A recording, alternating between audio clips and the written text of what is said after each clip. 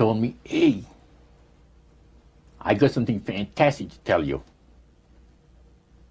He said, I am affiliated with people that speak with the spirits of the dead. How would you like to talk to the spirit of your dead mother? And I was shocked. I was shocked. He said, you wouldn't be afraid of talking to the spirit of your dead mother, would you? Well, I said, I'll tell you what, I would have to give that some thought, because it's something I never thought about before in my life. Heart Research Center presents A Trip into the Supernatural with best-selling author Roger Morneau. While still a young man in the city of Montreal, Roger Morneau became involved in the worship of demons. In this two-part series, Roger gives us a first-hand account of his harrowing brush with the powers of darkness and ultimately his divine rescue. Also joining him are Cyril and Cynthia Grossi, the very couple who first pointed Roger from the darkness to the light. Conducting this exclusive interview are Dan and Karen Houghton of Heart Research Center. Let's now join the Houghtons and Roger Morneau as we together enter part one of A Trip into the Supernatural.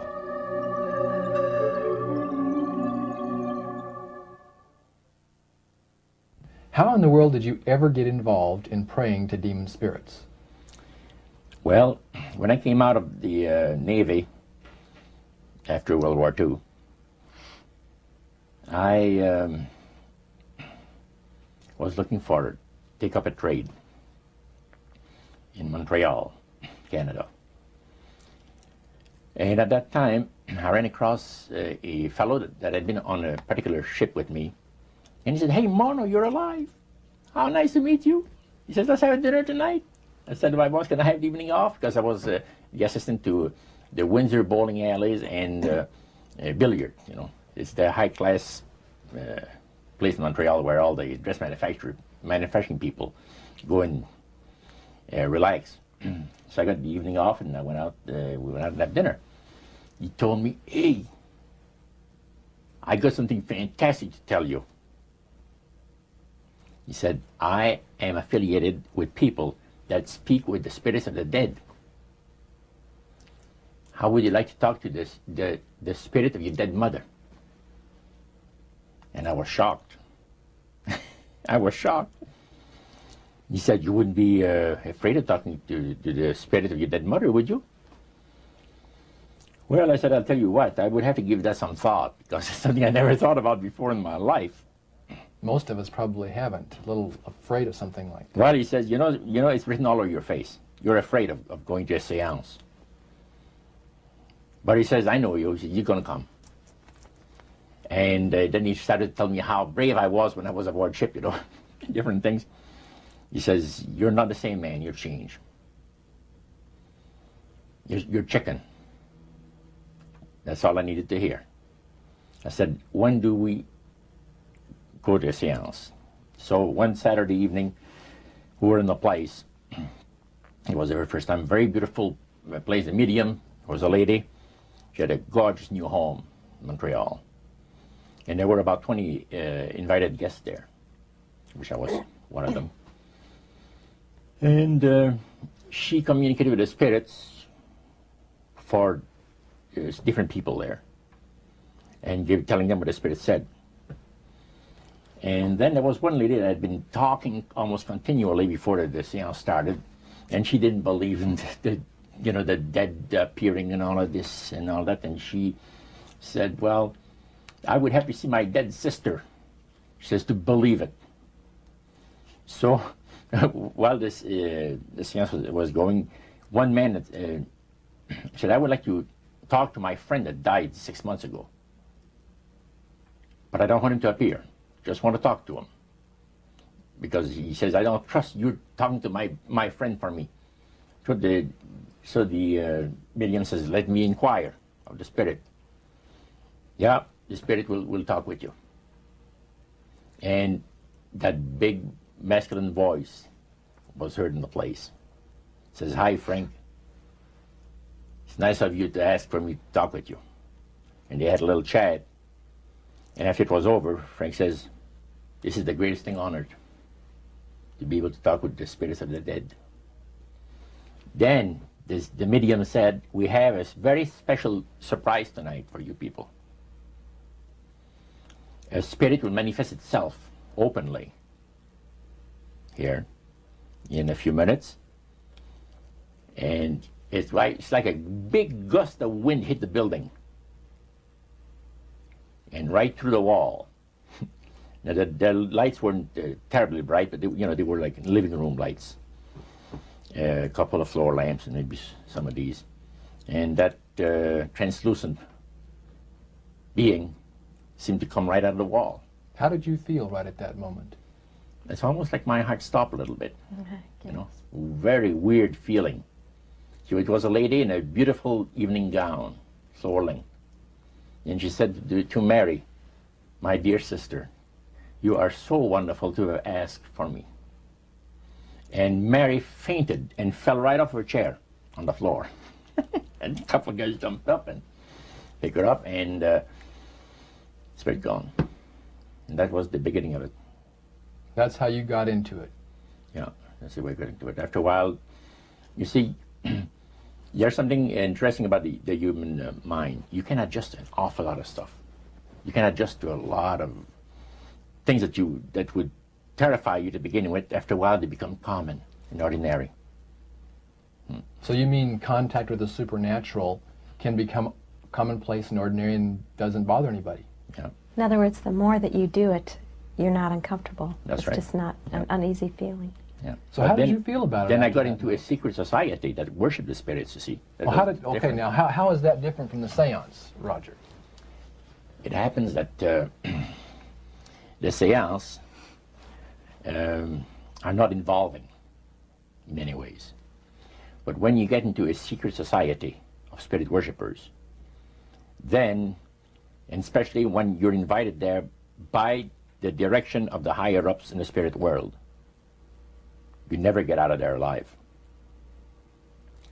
And this is exactly what my friend and I were up against. We didn't know anything about it.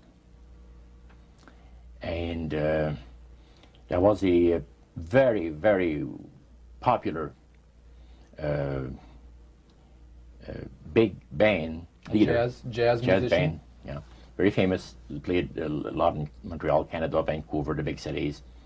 And one night we went to one of these seances, and he was with his wife. Now the spirits had told him what to do. Spirit told him, there's two of these guys, give the names, and your wife will want to talk, we'll make it so that your wife will want to talk to the medium when you say that you want to go home because you're tired.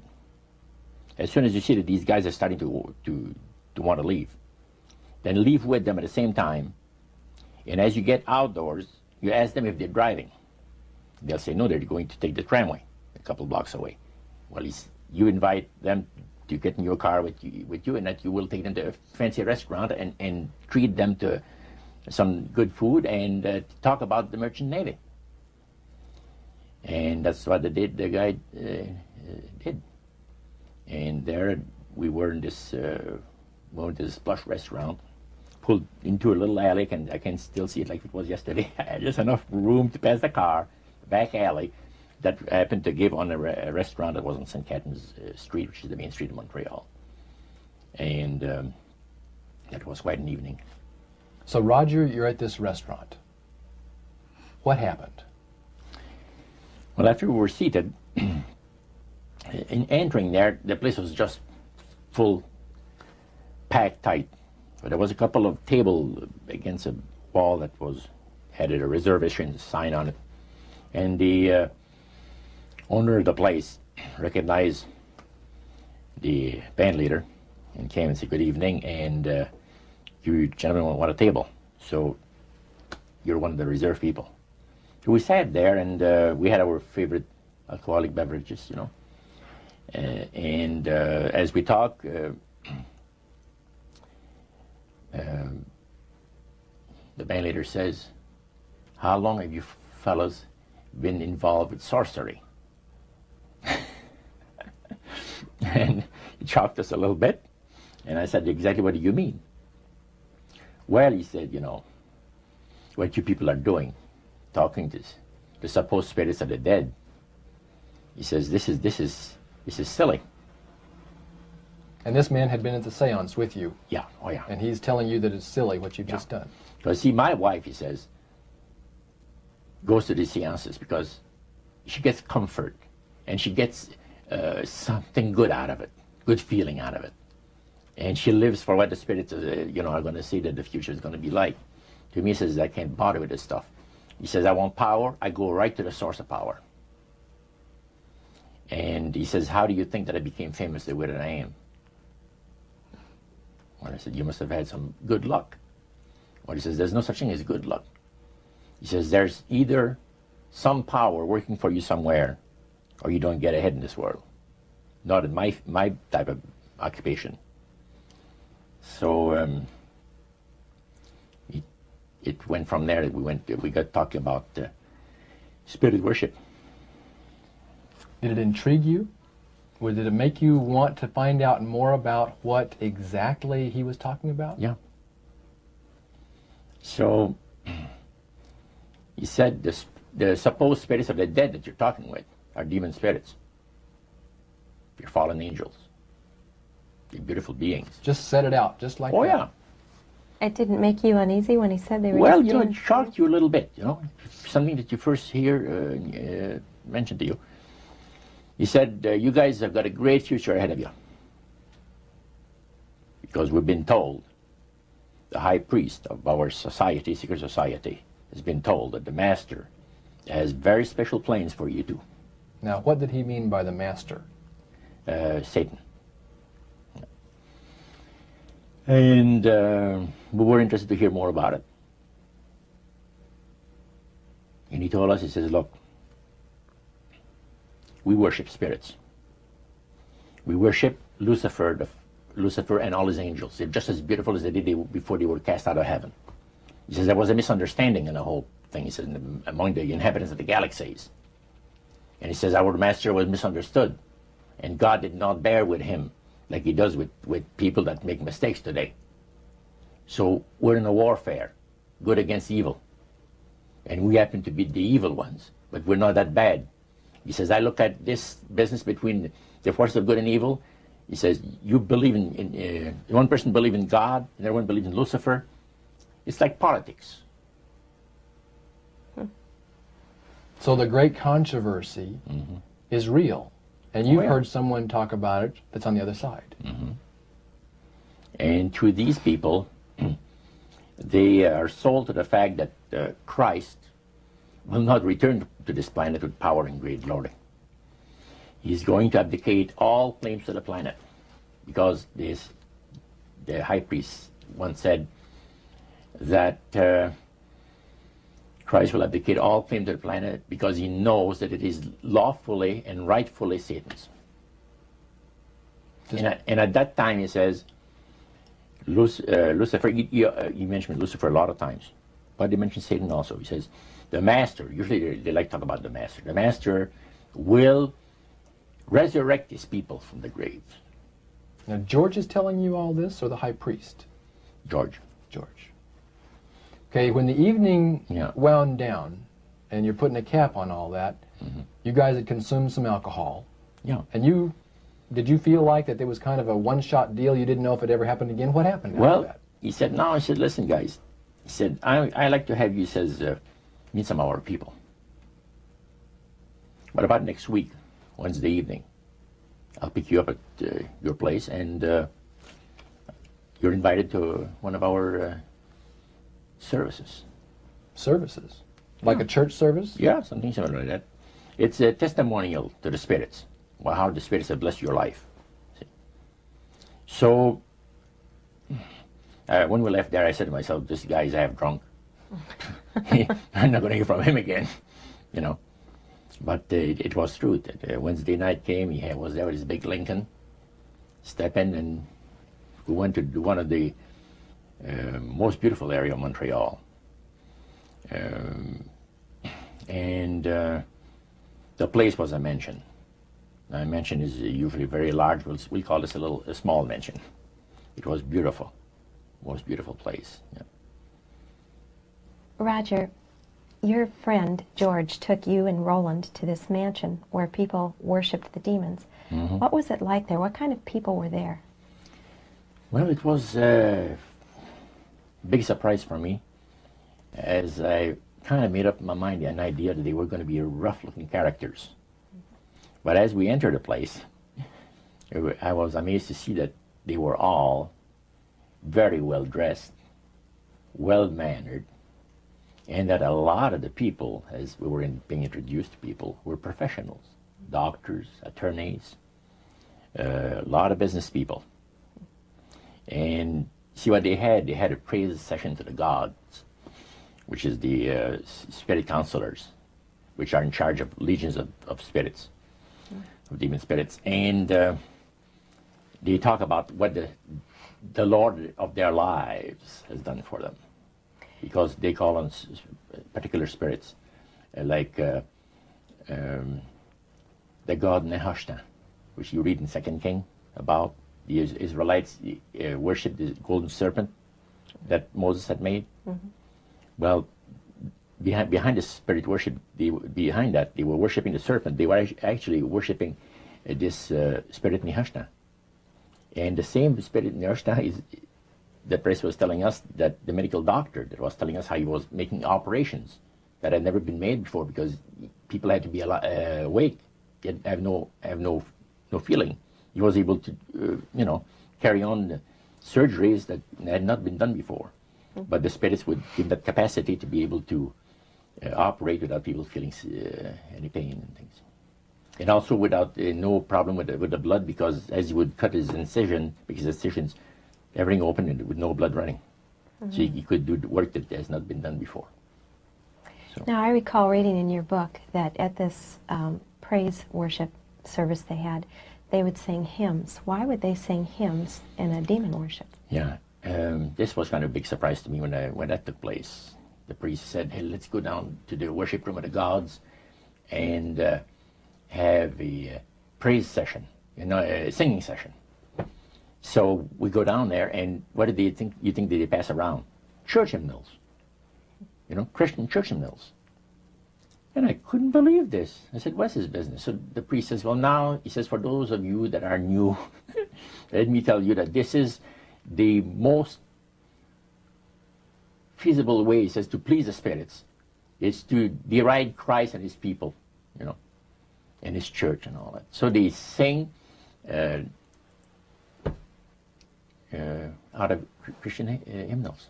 They didn't sing Christian words to the hymns, however. Well, they changed a lot of them. Mm-hmm. Yeah, and not for the it's good. It's a form of blasphemy. Yeah. Mm. Such as you see today in the rock music world. You see the entertainers, they have these crosses. Mm-hmm. Ladies got earrings, crosses. Mm-hmm. The guys got the cross. This is a form of blasphemy, a form of deriding Christ. You see. Spirits cause the people to do that, to find pleasure in wearing this type of emblem, which is the cross is the emblem of the crucifixion of Christ to the Christians. So what were your impressions the first time you went down into that worship room? Well, it was, we'd been there maybe a half a dozen times, and the high priest told us after the meeting was over, he wanted to talk to us, my friend and I. So after most people had left, he says, "The master of my life has revealed to me that it is time for you people to become acquainted with the worship room of the gods." Well, we started to move toward a beautiful grand staircase. Beautiful. The banister was huge. It was massive, and the wrought iron work that they had done in it was super. The beautiful decorations on the walls, the chandelier on the first landing. See, that was the first landing. You go down about 8 or 10 steps, and then you had the first landing. It was huge and beautiful. The light arrangement was the nicest I had ever seen in my life. When we got into this sanctuary area, it wasn't very brightly lit, but everything was magnified the beauty of certain things. Like a lot of the things were gold plated, or gold trims. You see, the little altars where they had the spirits that had materialized, they photographed them, and then they had paintings made of them. And there was probably about maybe 100 of those around the place. Sort of like a shrine. Yeah, and underneath there was a little altar where you have incense and things that they would use in their prayer sessions and things like that, devotions to certain spirits. And some of the objects in there, the priest said, were solid gold. It was a unique experience to see that. So how did you feel when you walked into that room? I felt that these people had power, and they had a lot of it. Did that attract you? Yes and no. You had mixed feelings about it. I had mixed feelings about it. Yeah. Because to a certain extent, things looked so good and sounded so good to us. But you see, I'd been brought up in a Christian home where my parents had told us we were 8 children in the family, and especially the older ones, you know. My dad says, well, you know, if you get involved in wrongdoing, you're going to have to pay the price. There's always a cost for everything in this world. So this thought kept creeping into my mind. Just how far you go with these spirits before we start paying the price. See? So it made you just a little bit nervous. Oh, yes. But yet you kept going back. Oh, there was no way out. Because that's what we're told. You knew at that time. Yeah. So you were moving forward more on fear. More on fear, yes. Because the high priest said that the master had special plans for us in our lives. And that no one ever went into this society unless they were invited by the spirits. See, so that was made very clear. And he also expressed to us the danger, explained to us the danger of going against the will of the spirits. And he mentioned about this one man and his wife that live in a fireproof building in Montreal. The place burned right down with him in it. He was one of their members that had decided that, well, he wanted to think things over. He was not going to get initiated at a time that the spirit said he would like him to be initiated into the society. So in reality, Roger, you were chosen by high-powered demon spirits to be a part of their human, special, privileged group. You see, these people in Montreal, the society, like the priest mentioned, there's thousands of spirit worshippers in only different societies of spirit worshippers in this world. But he says, we are the elite. We know the real truth about the master and his angels. And they're not hideous-looking beings. They are gorgeous creatures. And from the paintings that they had on the wall of the walls of that worship room, they were unique beings. Especially there was a painting full size, full-length painting of the fallen Lucifer above his altar. And that was very fascinating, because he looked like a man of great intellect, high forehead, the way that he looked with his eyes, the way he had the eyes looking. It gave you a depth of perception of somebody that is very, very knowledgeable and powerful. Powerful, yeah. So Roger, this high priest that you talked about, he is the one that ushered you down into the worship room. Was he also the one that led out in the praise sessions that you talked about? Yes, and he had an assistant also, another priest. Okay. Now, when you would go to these praise sessions, what kinds of things happened at those sessions? Well, there's a lot of success stories. Positive mental attitude kinds of things? Well, yes, a lot of success stories. The masters has done this for me and that for me. I remember one lumber dealer, he had like half a dozen different operations in the province of Quebec, and everything that he touched seemed to turn to money. You know? And he was telling about it. And then there's this other person that was a clairvoyant that would work only for the wealthy people, only for the super wealthy. He says, I have the know-how, They have the means. Let them pay. So he advised in business transactions. They would come to him and say, listen, I look at this deal that I might get, you know, this factory or whatever it is, because this person was interested in industrial real estate, see. And he would talk to the spirit, and then the spirit was audible to him. See, you could hear the spirit talk to him, but the man did not hear.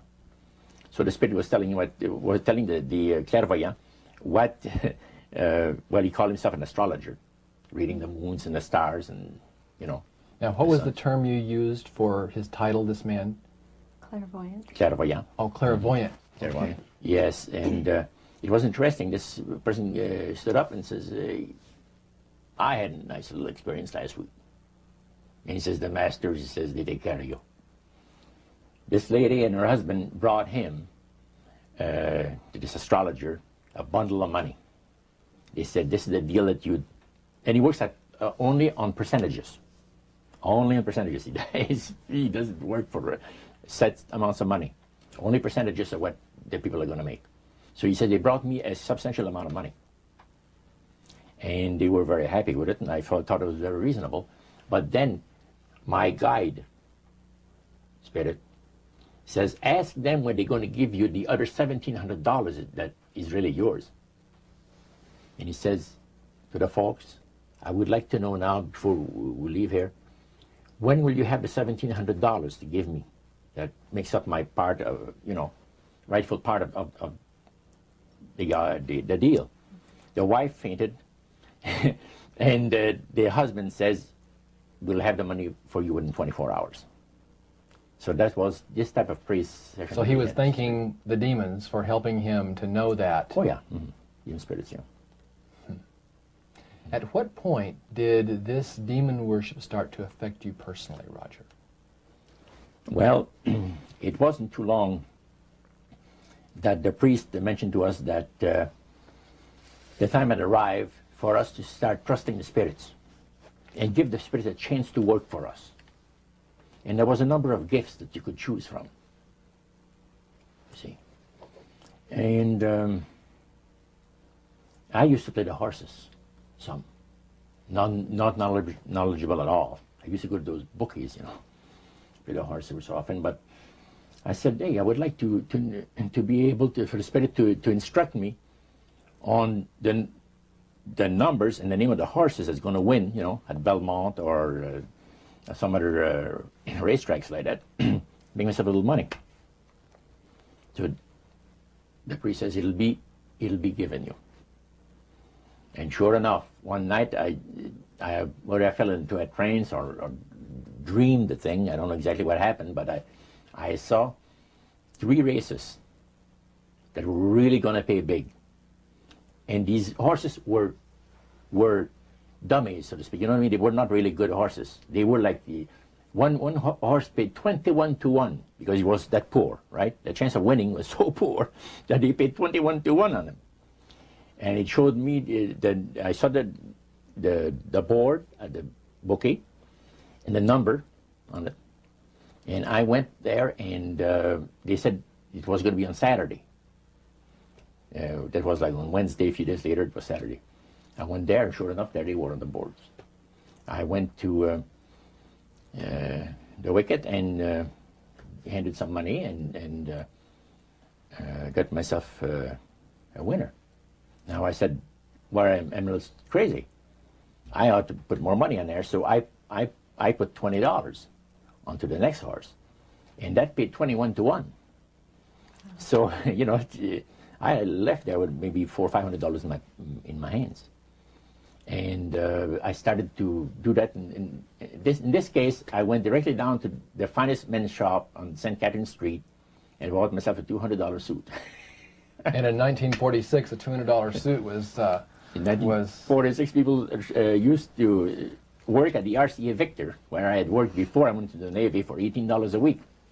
Mm-hmm. And the good earners were $75 to $50 to $75 per week, you know, for labor. So the demon spirits looked on you so favorably, they began to help you win in your gambling. Then I went to other bookies, you see, And one day, I am told of the man at the cage where you do your bet. He says, my boss would like to talk to you.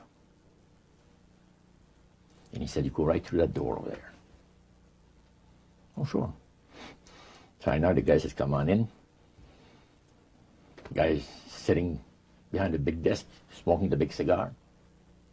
So he says, you're Roger. I says, yeah. He got up and walked around me. He said, you don't look that smart. I said, what, sir? You don't look that smart. He says that you could pick horses that are winners when they're supposed to be losers. Where do you get your help? What do you mean help? I'm not getting any help. I just happen to go and, oh no, we've been watching you here, he says, for a number of weeks. And you always leave here with some of our good money. And I'll tell you, buddy, if you want a list of all the bookies in Montreal, I'll give you a list of them. But he says, I want you out of here. And don't show up again. Because somebody's going to put a, you know what I mean. I said, okay, sir, I won't be back again. So it's a tough business to be in gambling. So even with the Spirit's help, it was tough. Yeah. Well, it's stuff he's going to shoot you, yes. Yeah. The high priest would say a number of things to you when you were in these praise services, and you went to a number of them over a period of time. Mm-hmm. Talked about the issues of the great conflict. You've already touched on that a little bit. I want you to follow up on that a little bit more, Roger. Some of the things that you wrote in your book, Trip into the Supernatural, sounds a whole lot like what we as Christians today know as the Great Controversy. Mm-hmm. What were some of the things that he told you there? Well, he says that there is a great controversy going on between the force of good and evil, between Christ and Satan. And they always praise the great master, Satan, as a super intelligent being that he is, beautiful to behold, and if he ever appears to you, you won't be able to look upon him because it'll be too bright. It'll just ruin your vision. The high priest said he was in Chicago, and the Spirit appeared to him and said, Morneau and his buddy, George, has invited them to the service, and the fellow that is in charge while you're away says that he's going to wreck all the work that the spirits have done for the last few years to get these people into the society. So the high priest, which is in Chicago, picks up the phone and calls, and the Spirit appeared to him, and he said it was, the angel was so bright that he could not look upon him. And he says after he picked up the phone to dial, he couldn't dial the phone because of the fact that his vision was so terribly blurred by the light, the beautiful light of the bright being. And he asked, dial 0, and the operator came on, and she had to, dial for him. And they talk about many, many things in regards to, who's going to win this conflict. Any discussion about fire and brimstone? Yes. He says, the Bible people, talking about the Christians, they read in the Bible that, we're all going to land in a lake of fire and this and that. So that's baloney. He says the conflict is going to end peacefully. Christ is going to realize that you might as well abdicate the rights of this planet, take his few people on with him to his planet in the center of the galaxies, and we will be left with a master who will resurrect all his people that will be as numerous as the sand of the sea. See? And the master will rule forever and ever and ever. A happy people. And he named some of the people that's going to be there. I don't want to mention the names because they're known to history. Yeah. So that was quite impressive. Did you always feel, Roger, that these people were telling the truth? Oh yes, yeah. Yeah, they really had things down straight. But I was not satisfied with the answers. And there was something, and I understand now it was the Spirit of God saying, hold back, fellow. Hold back. And the priest had talked about us thinking seriously about being initiated into the their Into cult. the right. So they let you come to sort of take a look, see, but you can't go back for several months. Oh yeah, it's not a matter of whether you're going to be initiated or not. It's when. when. Okay. You see? So they begin to press you for a commitment. So the priest said, look, fellas, I'm not going to pressure you into anything, okay? But I want to show you what the spirits can do for a devoted servant. We went downstairs, not through the staircase that I talked for the worship room of the gods, but at the other end of the building, went downstairs. And a number of times I'd gone there to the men's room and I heard these typewriters clicking like the dickens. Man, it's going. I said, why do we have a lot of people typing in there, in that room? Well, we went there that evening and he knocked and the man says, come on in. And there was all those typewriters moving along by themselves, typing at the speed that I'd never seen before. And not only that, the high priest says, I want to show you something clever. So he says, follow me. So we went around the table. There was like two long tables, and they had about 10 typewriters. And he says, now notice that the typewriter types to the right, then doesn't go back. It types back to the left. Isn't that something? I had never heard of things like that before. He said, the spirits are doing the work. And he introduced us to the man. And the man is a lawyer. And he said, how much money did you make last year? Oh, he says, it's in the 6 figures. You see? So this lawyer had a business in the building that housed the worship room. Oh, yeah. And he had a whole room full of typewriters. Yeah. And he put paper in there, and demons That's typed. all he did. Put typewriter paper in there. It was And what came out? What was it that came out? different briefs for court cases. And so he would sell these to people? Oh yeah, Okay. he had this service to the legal profession, And the high priest was the United showing States and Canada. So the high priest was showing you this to give you an idea about the kinds of blessings that you would That's receive? right. Yeah. But after you left that typewriter, the room where the lawyer was, they tried to draw you into a commitment by getting you to make a public profession. Tell us about that. Well, they have a super beautiful resort in the Laurentian Mountains, which is north of Montreal, north of Saint Agathe. Saint Agathe is a famous name there in Montreal.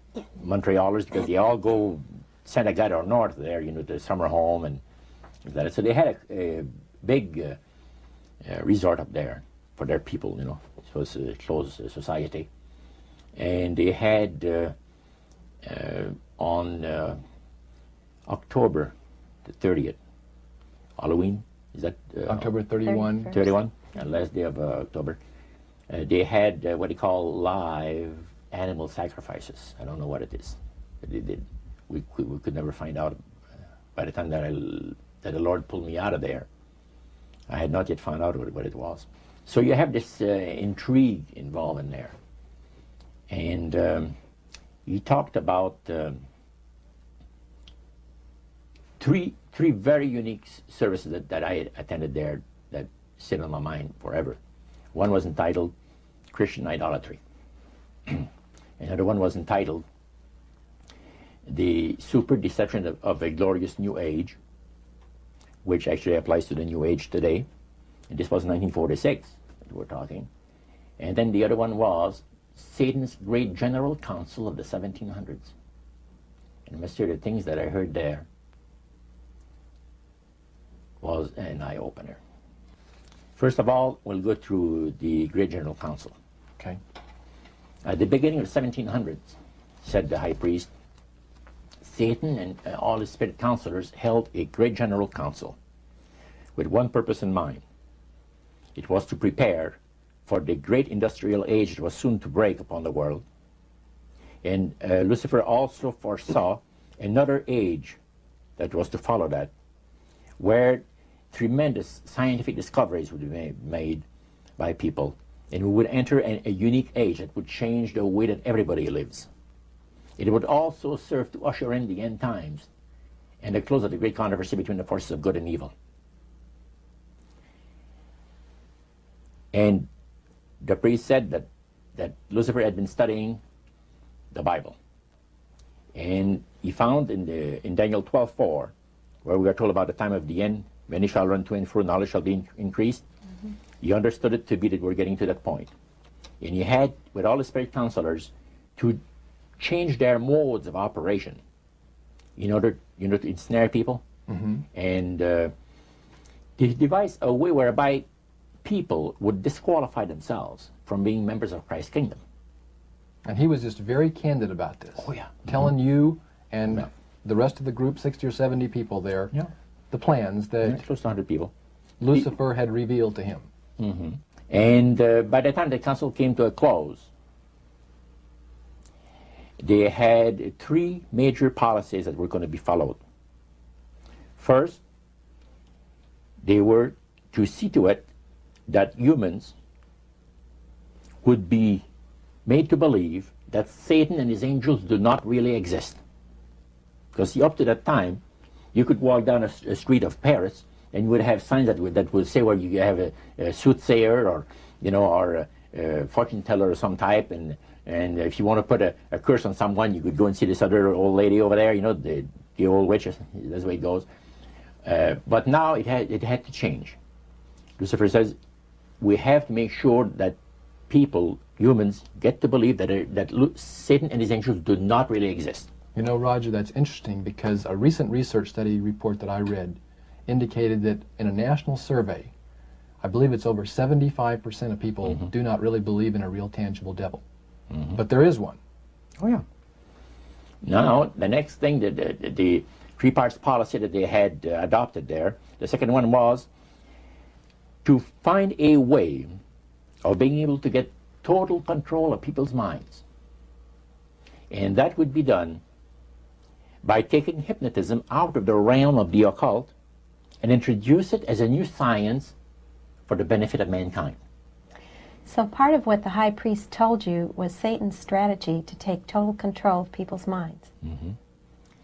They felt that by taking hypnotism out of the realm of the occult and introducing it as a new science for the benefit of mankind, they could then use people of great renown, educators, people of capacity, that would do great things, such as supposedly regress people in time to former lives that they had.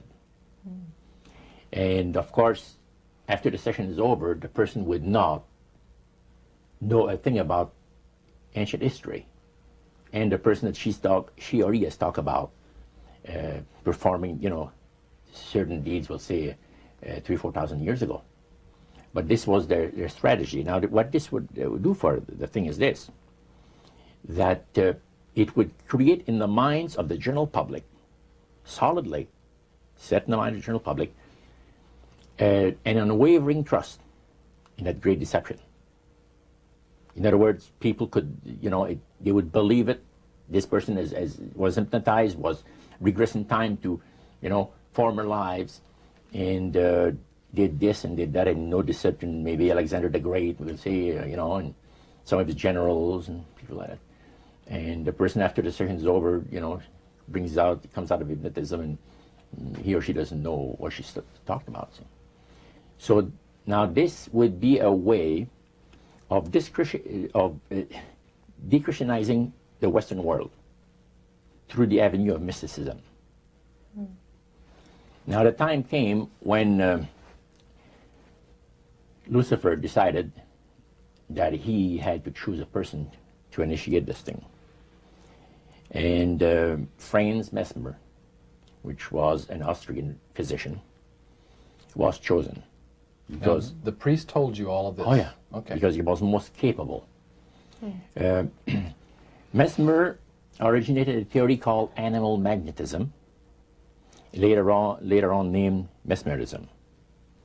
Mesmer was led by the spirits to believe, and this is what the priest said, was led by the spirits to believe that certain persons have a magnetic influence within themselves, so to speak, that would cause them to have great power over other persons, even to the point of placing them into a trance. And at that time, that was readily accepted by people in general, at the time that Mesmer lived. So people realize, you know, that some people got a capacity to put you into a trance. That's the way. Now, by the time that he died, in 1815, a lot of the physicians in Europe were using hypnotism as a means of anesthesia. Now, hypnotism is the same as mesmerism? That's right.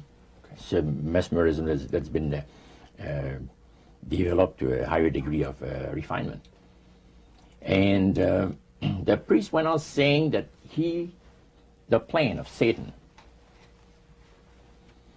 to deceive the human family this way, he says, is the most intriguing thing to his mind.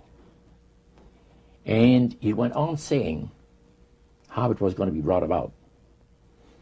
He said that a fellow by the name of Darwin and another fellow by the name of Thomas Henry Huxley would be used by the spirits because in their childhood they had been hypnotized by medical doctors. And they figured that they would be real good subjects to lead the people into this belief that they had, that Satan wanted to bring into people's lives. Now, what were those 3 points again, Roger? The 3 things were, number 1, that they did not want Satan did not want the human family to think that he or his angels existed. Right. The second point that you made had to do with taking control of people's minds. That's right. The third point was what? Was to destroy the Bible without burning it. Okay. See? And what was his strategy on that? On that, it was very interesting. Because after the Great General Council, it was decided that Satan would tutor Charles Darwin personally in setting up the principles of his theories of evolution. He was tutored by Lucifer himself, the fallen Lucifer. And at that time, it was understood, Satan and his spirit counselors understood, that if a person was led to believe in the theory of evolution, it would, in his life, destroy completely the creation week of the Bible, the fall of man, and the plan of redemption. It would do away with it. In one fell swoop. Yeah. Now, he made a unique statement. He said that according to the spirits, anyone that teaches a theory of evolution is considered to be a minister of a great religious system. See, they call it the religious system, the theory of evolution, because it is a system of schooling people and getting them to disqualify themselves and being members of Christ's kingdom. And he said that every teacher of that theory is recognized by the spirits as a person of great value and receives a very special unction from Satan himself, giving great power to induce spiritual blindness, to convince and convert. 3 capacities are given to those teachers of the theory. Then, that's not all. The priest says that Satan considers the teachers of the theory of evolution to be so valuable to him that in the sight of all the inhabitants of the galaxies, he assigns a retinue of bright, beautiful angels to follow that educator all the remainder of his life. And that in the sight of the inhabitants of the galaxies is the greatest honor that he can bestow upon his workers, upon mankind, and to, until the controversy is finished. That was quite enlightening. Now, the high priest was talking just sort of like a preacher would talk up front. Was he enthusiastic? Did he seem like he had bought into this and was excited about it? Oh yeah, he believed it 100%, no question about it, so everything. Why would he be so excited about spirits trying to deceive human beings? Because obviously out of this council of the 1700s, deception was a major part of the strategy. Why? Well, he says it's deception It's like politics. You know, you believe in one candidate, the other person believes in the other candidate, and they're fighting to get the position, and it's just a matter of who's going to be the smartest. And with Lucifer, the fallen cherubim, he's very smart. He's going to win, and Christ's going to abdicate the rights of the planet. He's going to resurrect his people, have established his kingdom that lasts for ever and ever. God won't be able to destroy him because it would be against God's, the Creator's nature to destroy Lucifer in the fire. Beside that, he said, spirits now, even spirits, have the capacity now to outlive fire. He says, you don't believe it, go to India or some of those countries where they have fire walkers. And it's done by the power of demon spirits. These people are energized by demon spirits, so they can walk on those hot coals without burning themselves. And this is what the high priest said. And he says, if they want to use fire, they can use it. It's not going to burn anybody. So that's the way they believe. So this high priest was almost talking to your group in an evangelistic fervor. Oh yeah, because he figures that he's going to be one of the higher ups in the great kingdom. Okay. Now, of the group that was there that night, 60, 70 people, I think you've mentioned before. Yeah, it varied. How many of those were people who were hardcore members, and how many of them were new inductees? Well, we were the only two youngsters there, so to speak. You and your friend. And how old were you at that time, Roger? I was about 20. 20 years old. Mm-hmm. Yeah, 20 years old. Did you have a feeling of awe over the fact that you had been chosen? Yes, in a way. And then I got thinking about this. When am I going to have to pay the price? The cost. My parents had brought me up like this. If you get involved with evil, you're going to reap what you sowed. So you want to be upright in life. And if you associate with evildoers, they'll probably land you in jail or somewhere else that you wouldn't want to be. So there's always a price to be paid. So you had that little something maybe instilled by your mother and father a long time ago that kept you from making that full commitment. Now, one of the things that really amazed me and shocked me and made me sick at heart is when the priests talk about Christian idolatry. What is Christian idolatry? The priest mentioned that word. Yeah. Tell us what he said, Roger. He said that Christian idolatry is the most grandiose or great deception that has ever been brought upon the human family, upon mankind.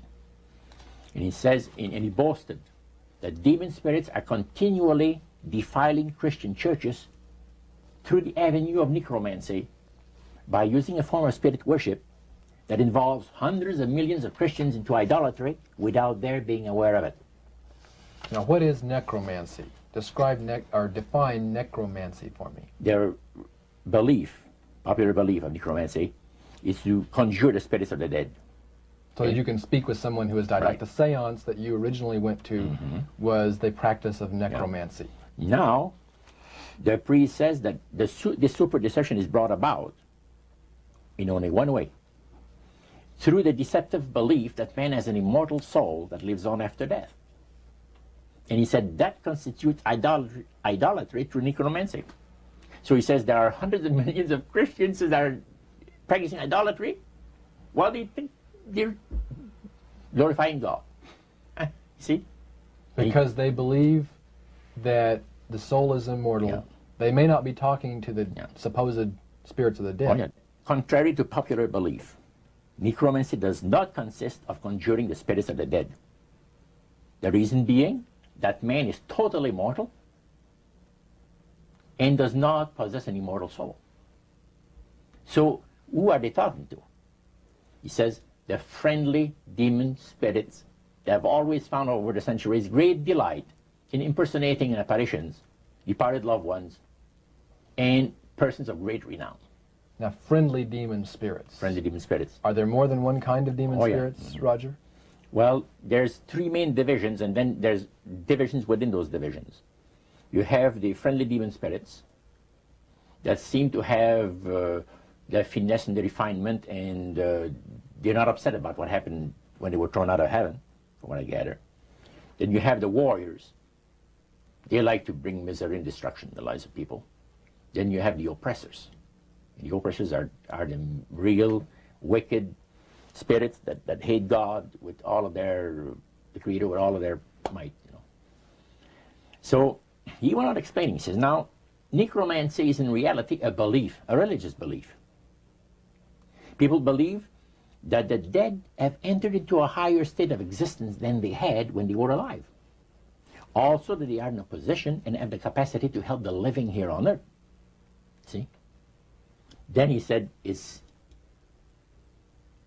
says this is where things get really interesting.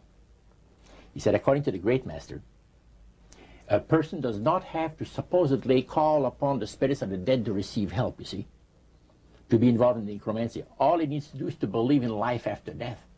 Because he said, necromancy is the belief that man is human, as a human being, as an immortal soul. So anybody that believes that man has an immortal soul is involved in necromancy. It's that simple. That's the way he explained it. Yep. So how does that constitute idolatry? By people believing that they are either talking to the saints, you see, the spirits of the dead, dead saints, or a dead relative, or a dead person of some type. And you take, for instance, like Loretta Lynn. She says on national television, and I have the data on it, that I heard it myself. She said that she was made successful in her singing career by a dear friend of hers that was the same age as she, and died when she was 18 years of age. And Loretta was trying to get into the singing world, you know, but she says, I had no success at all. Until one night I was sitting in bed reading a book. And she says, who walks right through the wall with my friend, the spirit of my friend? And she says, Loretta, I'm going to make you a very famous person in singing Western country music, and I will be with you all the time. Trust me. And she says, she had a big concert once, and she was coming down with this bad cold. And she thought that her voice was going to give. She talked to her spirit and felt that she was going to be helped. And she got on the stage and she started to sing, and right in the middle of where she really needed the power, no power at all. And her spirit friend tapped her on the shoulder and said, and started to sing for her. She said, her voice went through me, the power. See? And you saw this in a television documentary? Yeah, yeah. That was, I believe, in 1976 it took place. Now, the priest explained that when people believe in this business, they are actually opening themselves to be completely deceived by demon spirits, because it gives the demon spirits an opportunity to impersonate the dead, see, and for people to believe their lies. And the priest says that thrills first of all, it says it brings to the great master the respect and the reverence that is due to his great name. And it makes all the other spirits exceedingly happy, because they are the ones that have worked to lead people to believe in life after death. See? And they rejoice also. And that's the extent of what Christian idolatry is all about. Friendly spirits, just to digress for just a moment. You mentioned 3 different categories, and the friendly spirits are the ones that love to impersonate being a historian or something. We specialize in that. In your experiences in the praise services or in the worship room or the other places where you were, any of the places you were, did you ever witness an event where necromancy or even something that would be popularly called channeling today took place, where you actually heard the voice of someone in response to someone's questions? Yeah, a number of times, but there was one time in particular that fascinated me because it was unique in one way. The priest told us that there was a French historian that was affiliated with Montreal, University of Montreal, which is a French university and the English university is McGill. So the University of Montreal is the French university. And this man was from Paris, but he's affiliated with the university. And he wanted to have some details in regards to Napoleon Bonaparte and one of his generals. So, by the way, there are also, in other parts of the world, elite spirit worshippers like the group that we had in Montreal. And he mentioned there that, he said, you guys are fortunate when my friend and I went in, because you're right in time to see something very interesting. My friend there is having his devotions in the worship room of the gods, and he will use a trance medium to converse with certain demon spirits that will inform him in regards to ancient history about Napoleon. And sure enough, we went down there, and somebody came up and said he's ready for the session, and we went down there, and he said he would need 3 people. You would need 3 people, but he wanted 5 people that volunteer to be the channel for the spirit. Okay, so he was 3 of them were chosen there, and the others went back and sat down. And the man shook his head like, a little bit like this. His eyes went glazed, and he stayed at it for a half hour. And the spirit spoke to him. He said, I'm a spirit counselor, and what would you like to know? And he had a clipboard, the historian, and asked him some questions. This historian was from Paris. Yeah. And he was wanting information. Some detailed information about Napoleon Bonaparte and one of his generals. And so he asked the questions of one of these human beings that was channeling. Oh yeah, the voice changed and everything. The voice changed of the person completely. Okay. And it identified itself as a spirit guide. Oh yeah, spirit counselor, yeah. Okay, a spirit counselor. And Yeah. and then proceeded to tell him all the events that he was asking, Yes. answer his questions? And there was a certain question that was asked, and the spirit counselor said, I will have Lord Remy and Lord Alphonse duplicate, in other words, the dialogue that had taken place. Oh, And the two other drama. Yeah, A little and the 2 reenactment. other men fulfilled what he was looking for. But the one thing that interests me is the mayor of Montreal, Camillien Hood. During World War II, at the beginning of the war, he was very controversial when in regards to the war effort. He would tell the French-speaking boys not to go into the armed service, you see, because you're going to go and shed your blood for the British, you know, and we're their servants, so to speak, and all that, and he didn't want him to go into war, and they put him in prison. He was jailed for the length of the war for this. Now, the man said, I would like to have you tell me, to the spirit, to give me part of the speech that was given by Camillien Hood on the steps of the Montreal City Hall on a certain date.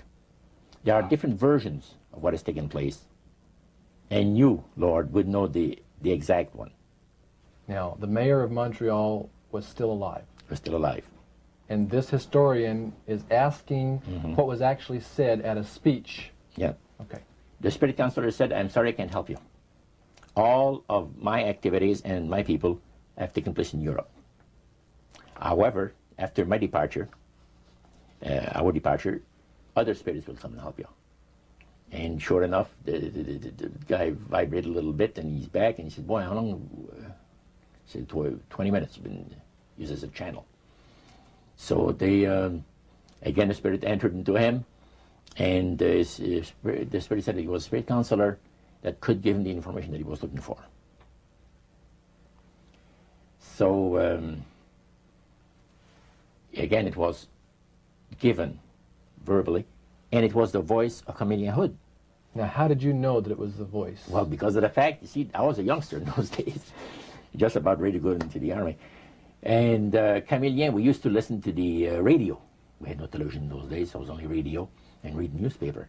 And all the speeches of Cavalier made and all of it was on the radio all the time. And in those days, they had no tape recorders, as we have now. So Cavalier would have to go to the Canadian Broadcasting Studio, where they made a record, a real phonograph record. And then they played it over and over, for the rest of the day. So you listened to those as a teenager before you went into the Army, so you knew his voice. So I knew his voice really good. So I said to George, he was sitting next to me, he said, "Isn't it amazing?" He said, "If you think that's amazing, wait," he says, "until the spirits impersonate one of the departed people that you know, personally, like an uncle or a brother or a sister or something like that." He says, "That is unique." But that's the way it was. You are able to reproduce a voice, man, and the just to perfection. The spirits are exceedingly proud of this, because, and this also was right up my alley. The priest said that as the times on this planet gets more and more difficult, and calamities of all kinds are striking the planet more and more frequently, demon spirits are going to impress people with the importance of Sunday sacredness. Roger, when I was a teenager back in the 1970s, I remember a song that came out talking about the age of Aquarius. Mm-hmm. And since then, we've seen the development of the New Age, and I wondered if back when you were involved in spirit worship, if they talked about New Age at all. Oh yes, it was a big thing that was coming up. One of the major deceptions of the last days.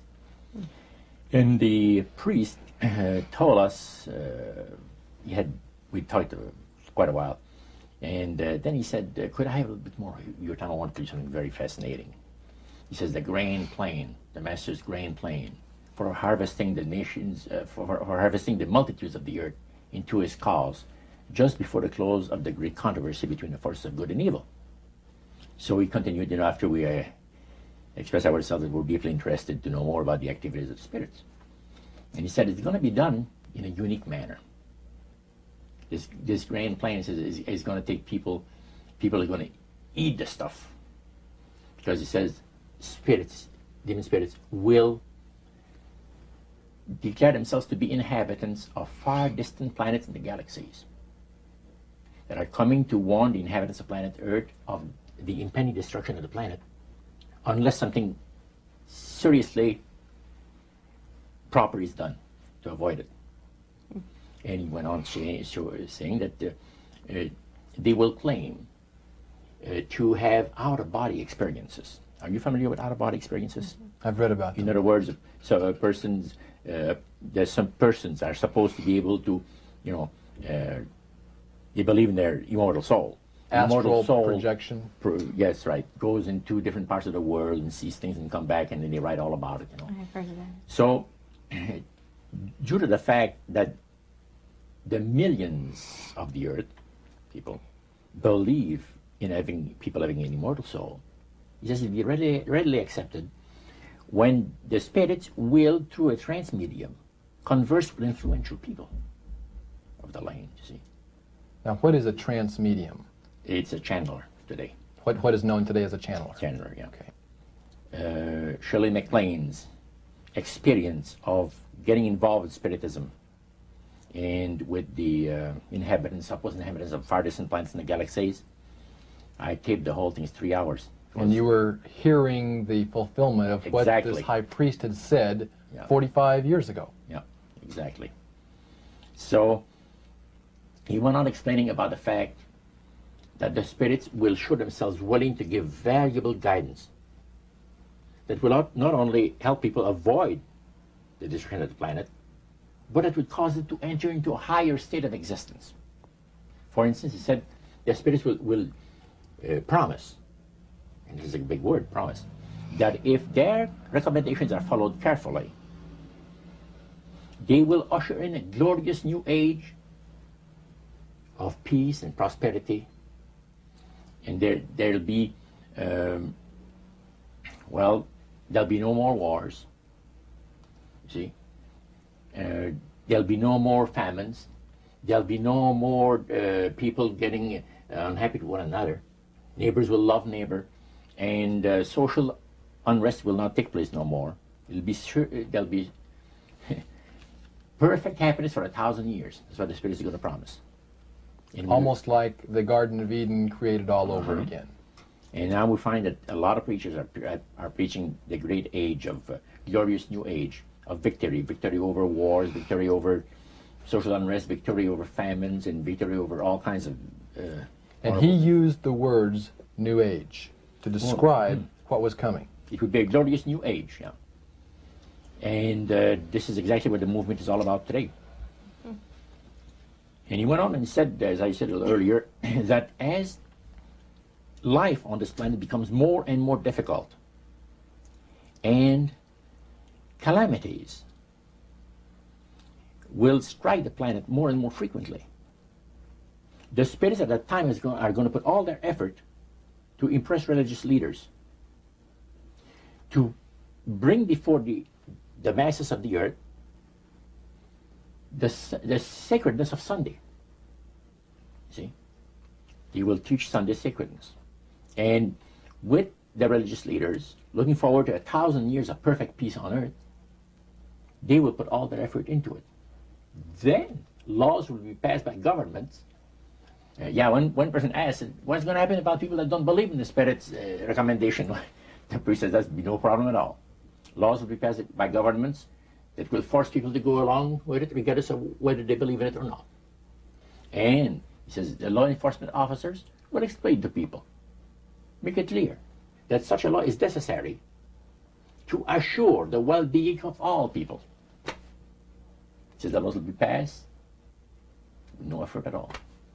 And then he went on and he said about the fact that the venerability of the sun, which in ages past was such an irritant to the Creator. All these great nations and other nations, the smaller ones, were all involved in sun worship. And in those centuries, the Creator found that teaching of worship of the sun to be a terrible irritant. And he said, it is going again to take place, but not in worshiping the sun, in remembering Sunday to keep it holy. He made a statement I would never forget. He says, by the observance of the day upon which the master, Satan, has placed the unction of his authority and power, he receives homage, regardless of whom people claim to worship. Isn't that something? So, can you understand now why I had 28 Bible studies in 1 week and started to go to church on Sabbath? And I never missed since until I became sick. So. The issue of a day of worship came up in that meeting. Was Sunday the only day mentioned? Well, you see, the priest mentioned, yes, about the fact Satan has chosen Sunday as his day. The Creator has chosen the seventh day of the week. Lucifer has chosen to call his day the first day of the week, Sunday. See? And regardless of what people claim to worship, worshiping God, the Creator, by observing that day, that particular day, they are bringing homage and respect. Now, at that time in your life, you were 20 years old or so. Had you ever heard of a Seventh-day Adventist? Never in my life. In that meeting, they didn't talk about Seventh-day Adventist. They talked strictly about Adventist. Well, they just talked, but they did. The word Adventist was mentioned. The priest was telling us that necromancy, as I mentioned earlier, is the belief that the dead have entered into a higher state of existence, etc. And he says, for centuries, friendly demon spirits have worked diligently to establish and uphold in the religious convictions of all people the belief that man has an immortal soul. See? Then he boasted about the fact that the master was so smart in that he had deceived the whole world, even in this age of great scientific knowledge and understanding. Then one person put his hand up. Okay. Priest says, yeah, yes, we want to say something? He says, what about the Adventists? You can't count them to see regarding the state of the dead. And I got a question. What about, how come that they can't be brought under the great deception?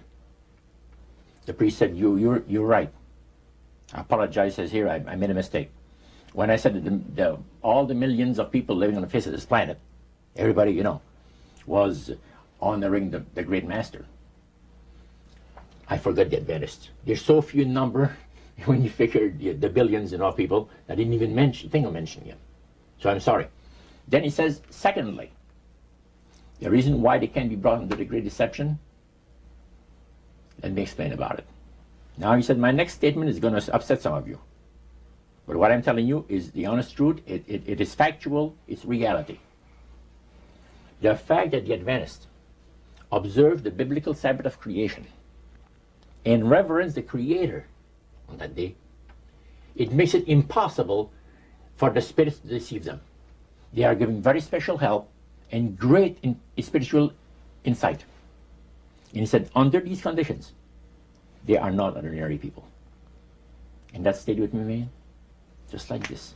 And when I heard the word Adventist, when Sarah told me later on, which we're going to cover later, I asked him, I said, what denomination do you belong to? He said, I'm a Seventh Adventist. What is that again? He said, I'm a Seventh Adventist. I said, is that the same thing as Adventist? Oh yeah, he says, a lot of people call us the Adventists. They don't talk about the 70s, same thing. Boy, I was interested. I bet you were. Now, I wanted to know what his Bible said. Yeah, I bet you did. Things, because that was the one group that under question only, the high priest of the demonic worship house. Yeah. The thing that he had said to you was, this is the one group that can't be deceived. That's right. And so somewhere back inside that that resistance you had came out, and you awoke. A few months later, that experience, unique experience, was instrumental in helping me make a decision for Christ.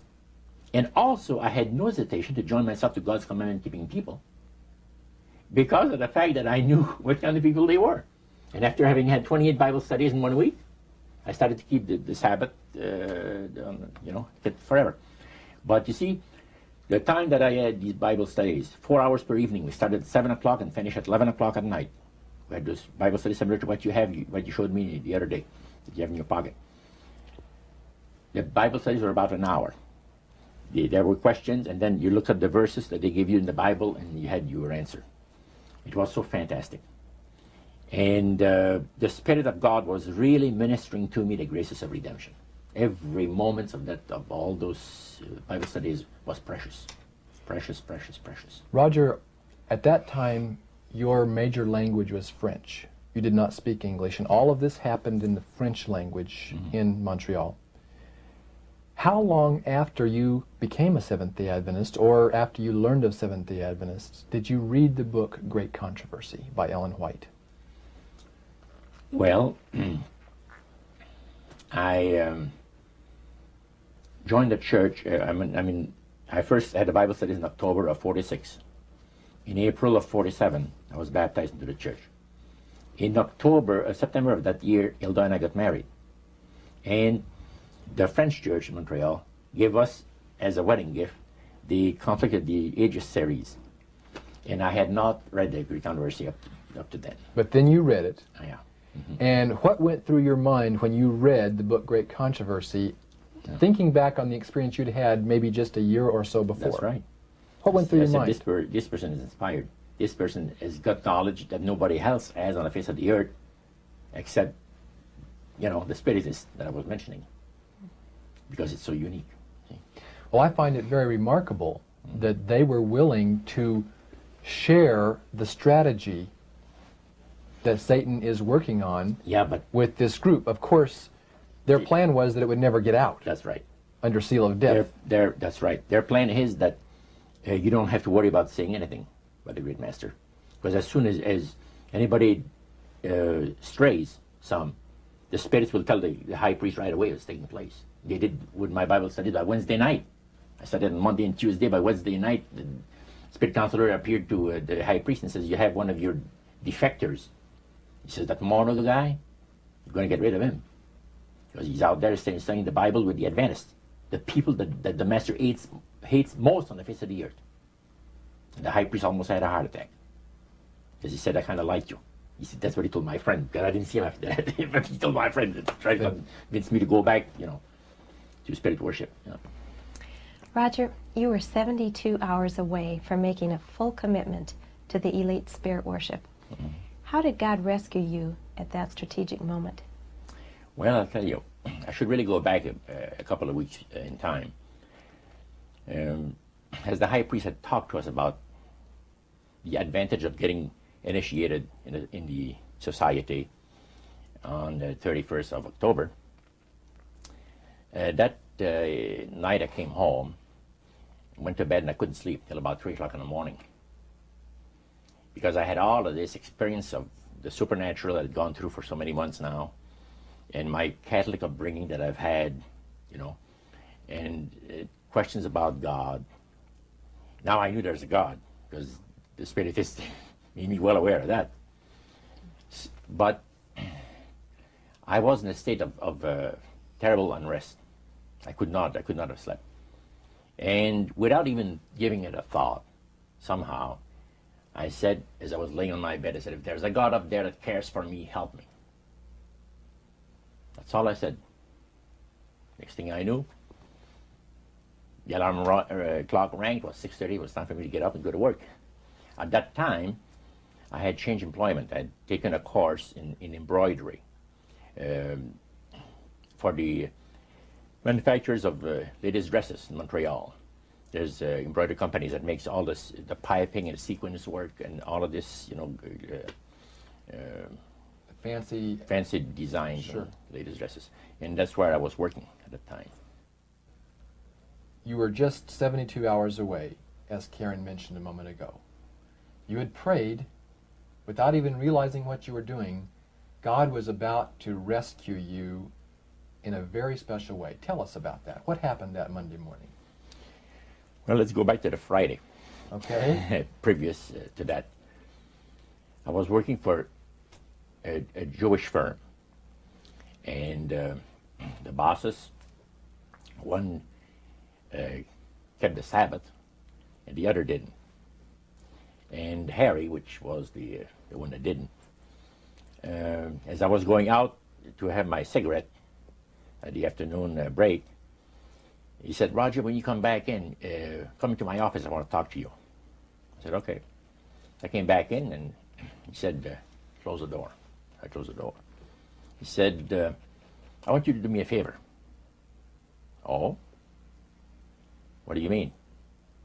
Well, I'll tell you what. He said, you notice yesterday or a couple of days ago, there was a fellow here that I showed around the shop. And, yeah, I said, yes. Well, he's going to be starting to work here Monday. And he's not just an average guy. He's a Christian, but keeps the Bible Sabbath. I said, go over that again? He says, yes, like the Jewish people, he keeps the 7-day Sabbath. Saturday is the 7th day of the week. Well, I said, let me tell you, sir, the nuns have told us that there's been a mistake made in the calendar, that actually what shows to be Sunday is the 7th day of the week. Oh, no, he says, there wasn't no mistake made in the calendar, he says.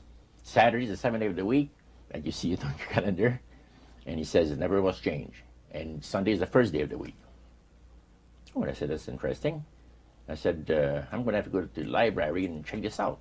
Oh, you don't have to, he says. He pulled out his desk drawer open, pulls out his big dictionary, and he looks up Saturday. And it said the 7th day of the week. And he looked at it on Sunday and he said, the first day of the week. Okay. Well, I said, that's pretty interesting. Now, here's what I'd like you to do for me. I'd like you to, first of all, I'm going to have this man work next to you, on the machine next to you. And don't tell him that I want to know what denomination he belongs to. You got to be very tactful. You have all the time in the world, even if it takes a month, he says. He says, I tell you what, he says, it's the craziest thing. He says that I've been thinking about this guy, and I can't get him out of my mind.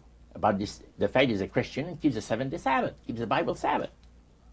And he said, you know, I got more important things to think about than stuff like that. So he said, I want to find out what denomination he belongs to, and I just did. I said, why didn't you ask him?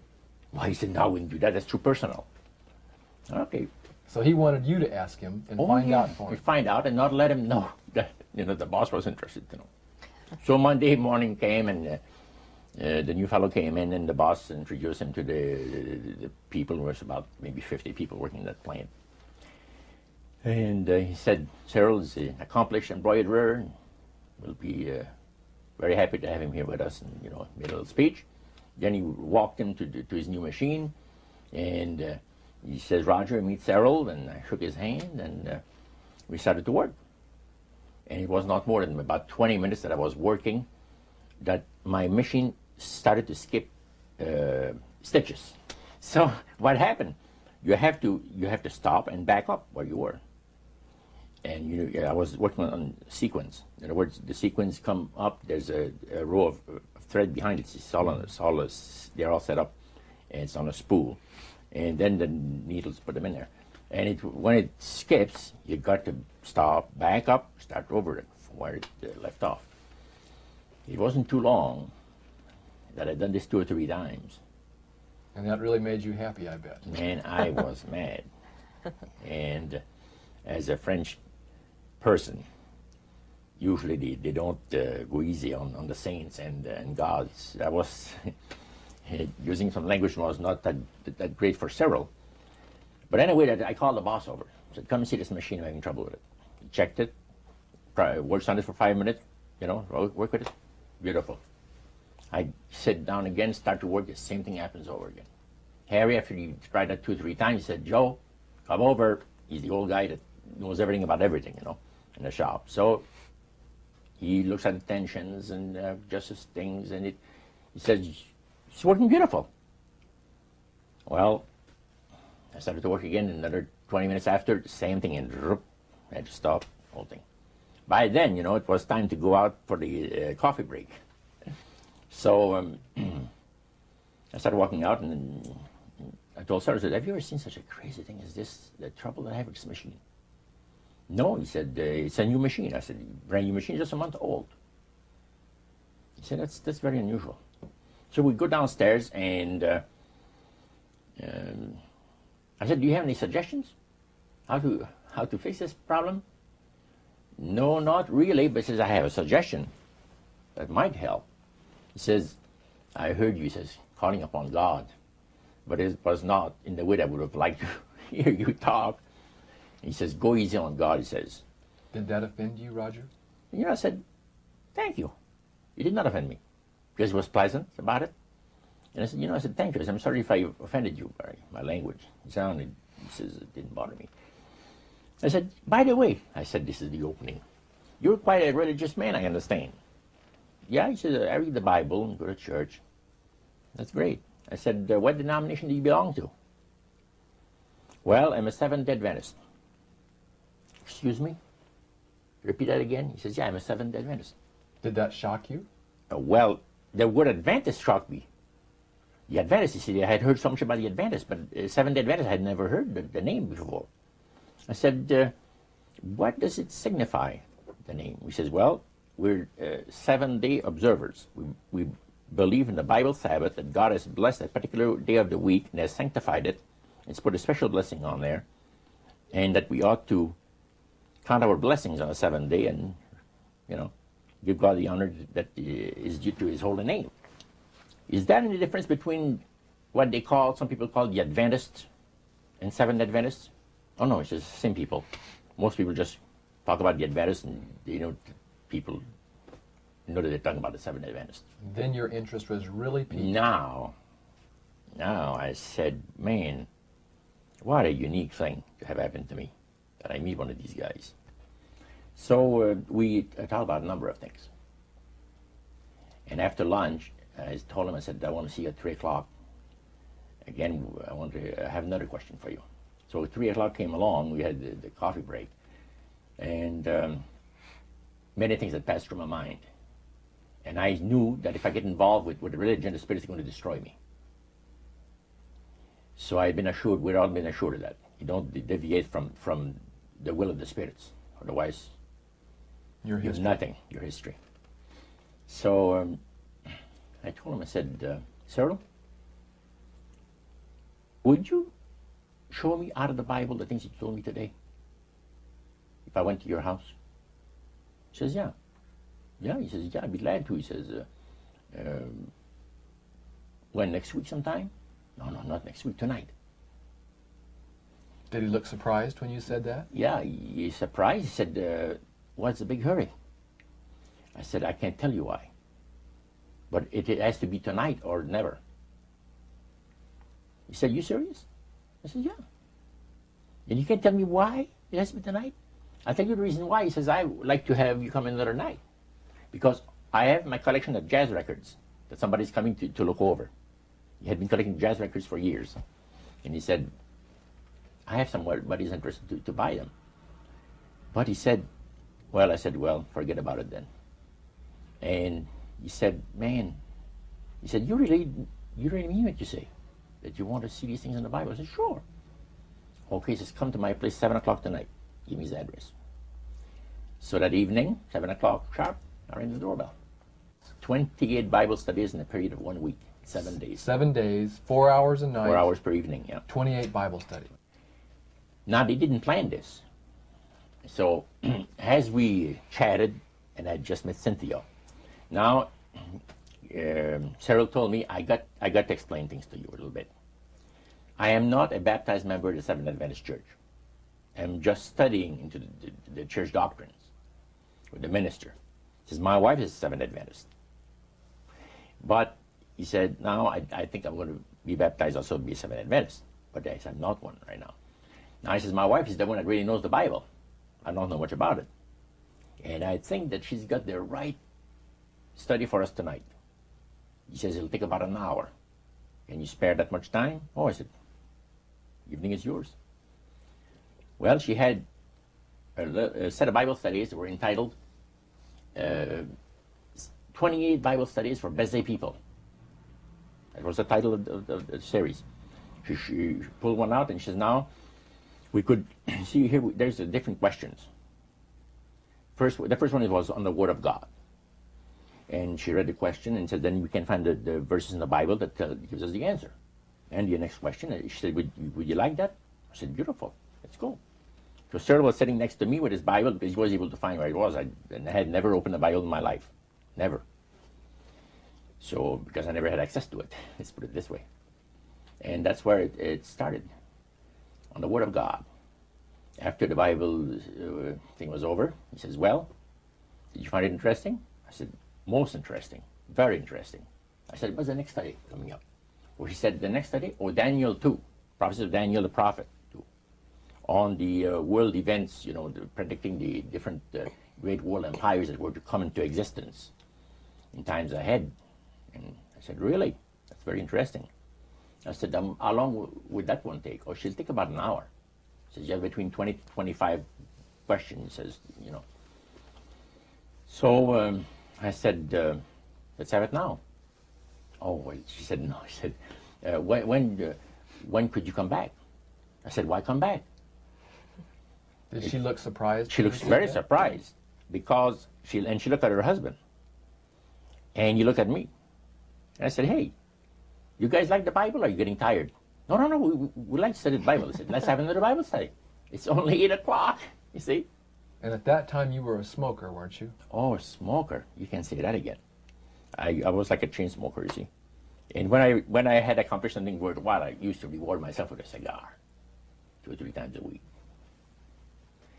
And this is what the love of God, the power of the love of God operates in the lives of those that the Lord is trying to bless, and in the lives of those that are bringing the blessing. Now, this did not take place. First of all, we kept on studying. We had 4 Bible studies that evening. And when it came to 9 o'clock, we had Daniel 2 over with. I said, what's the next Bible study? And she said, well, the one I'm going to have, will you come on the weekend? Could you come on the weekend? I said, yeah. I said, I can come on the weekend. What is the title of it? She gave me the title. I said, man, that's interesting. It's only 9 o'clock. Let's have it now. So Cyril looks at her, you know, with very surprised look on his face. And Cynthia, she looked at him. And I said, what's going on between the two of you? It's like you have a conspiracy that says that we're not going to study the Bible with this guy more than, you know, than an hour or two. But she said, let me be honest with you. Our minister, Pastor Taylor, has been giving us instructions on how to give Bible studies. Because Cynthia says, you know, I never have given Bible studies. And we really wanted to know how to give Bible studies to people that ask us the reason of the hope that is in us. And he's told us exactly how to do it. You have one Bible study per week. If the people are exceedingly interested, you could have one in the middle of the week, another one. But never more than that. And she says, we've already passed our quota. So the reason, Roger, for their hesitancy was not the fact that you were blowing smoke in their face. Oh, no. It was because they were trying to follow the instructions that their pastor had given, and you were asking them to break all those rules. That's right. Do you think they could sense your urgency?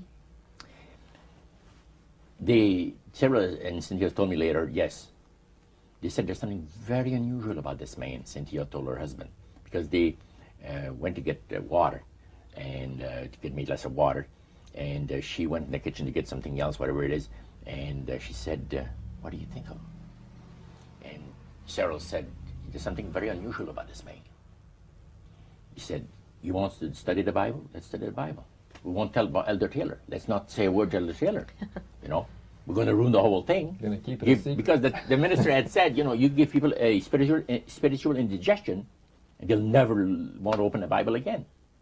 You understand? But this shows that there are some times when someone's appetite for it is so strong that you have to follow the leading of the Holy Spirit. The Holy Spirit, yeah, that's it. And they had prayed about this thing. Now, Cyril had told his wife, this man is coming for Bible study at 7 o'clock tonight for a Bible study. And he smokes. He's a smoke fiend. What are we going to do? Should we tell him not to smoke in our home? He said, if we do that, I'm afraid he's not going to stay for the Bible study. What would have happened if they had asked you not to smoke? I would have said, I'm sorry. You're not my kind of people. You see, you're too reserved for me. I'm sorry. And still to this day, I thank God for the leading of the Holy Spirit that at that crucial time moved in there and inspired these people to say, you know, wouldn't you die, Cyril, for us to save a soul for Christ? Cynthia said to her husband. He said, yeah, it's not going to kill us, even if we inhale all the smoke that he puts out, right? Because they had prayed about it, and then they had thought about it, and then when it came to be 7:15, he said, what are we going to do about the smoking? Are we going to tell him not to smoke or what? And then when she came out and she said, you know, let's put up with it. Well, we had that third Bible study. Now it's 10 o'clock. And I said, by the way, what's the next title? And she told me about it. My goodness, this is a beautiful Bible study. I said, let's have it. And he said, you know, really, Roger, we've studied too much tonight. We're never going to be able to remember these things. Oh, I said, you'd be surprised. I got a mind like a sponge for the things that I like. He said, you're enjoying yourself. I said, never heard anything like this in my life. Let's have another study. What time do you people go to bed? First of all, I don't want to, you know, infringe on your regular habits of resting yourself. And, well, he said, we go to bed 11 o'clock. Beautiful. I said, go on, Cynthia. And Cheryl says, go on, Cynthia. And we had another Bible study.